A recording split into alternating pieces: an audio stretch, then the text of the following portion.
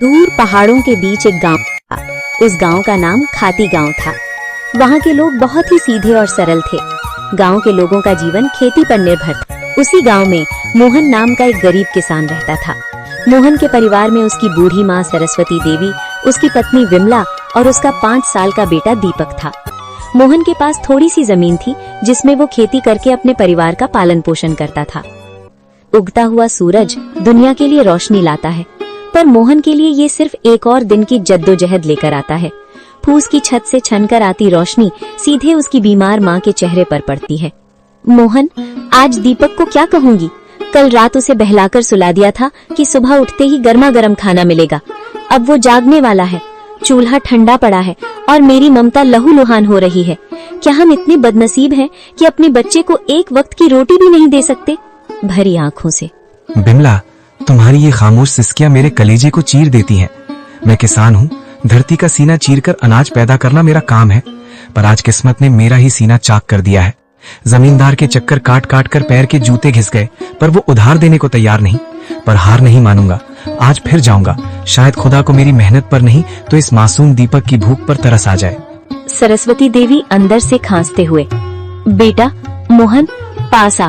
देख, मेरा अंत समय करीब है, पर मुझे अपनी मौत का डर नहीं है। मुझे डर है कि कहीं मेरी गरीबी तेरे जमीर को न खा जाए। बेटा, भूख बहुत बड़ी चीज है, बड़े बड़ों का ईमान डिगा देती है। पर तू वादा कर, चाहे पेट पीठ से सट जाए, पर कभी किसी का बुरा नहीं करेगा। भगवान की लाठी बेआवाज होती है, पर चोट गहरी करती है। माँ, आपके संस्कार ही मेरी पूंजी है। मैं खाली हाथ लौट सकता हूँ, पर कलंकित हाथ लेकर इस घर में कदम नहीं रखूंगा।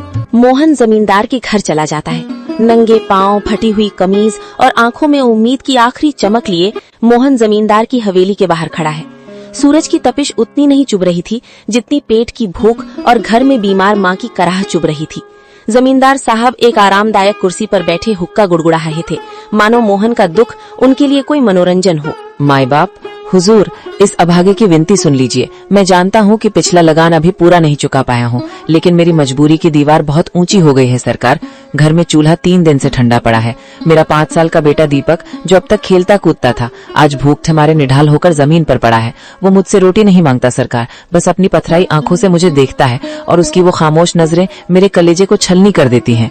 मोहन, ये हवेली जज्बातों से नहीं, हिसाब किताब से चलती है। तेरी माँ बीमार है, तेरा बेटा भूखा है, इसमें मेरा क्या कसूर? पिछली बार भी तूने यही रोना रोया था।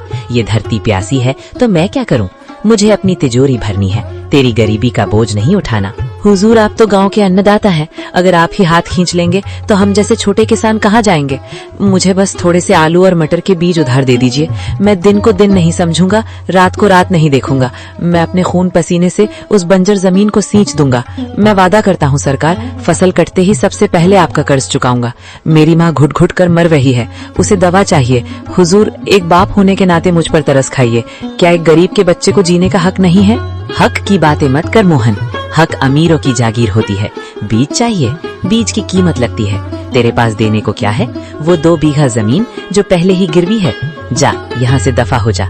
अपनी इन भीगी आंखों से मुझे पिघलाने की कोशिश मत कर। जब तक पिछला हिसाब बराबर नहीं होता, तुझे एक दाना भी उधार नहीं मिलेगा। हुजूर, आज आप मुझे यहाँ से खाली हाथ भेज रहे हैं, पर याद रखिएगा, गरीब की आह बहुत गहरी होती है।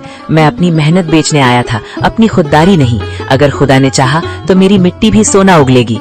आज आप मेरी गरीबी का मजाक उड़ा रहे हैं, पर वक्त का पहिया घूमेगा हुजूर, वक्त का पहिया जरूर घूमेगा। मोहन अपनी फटी हुई आंखों में आंसू लिए भारी कदमों से हवेली की सीढ़ियां उतर गया।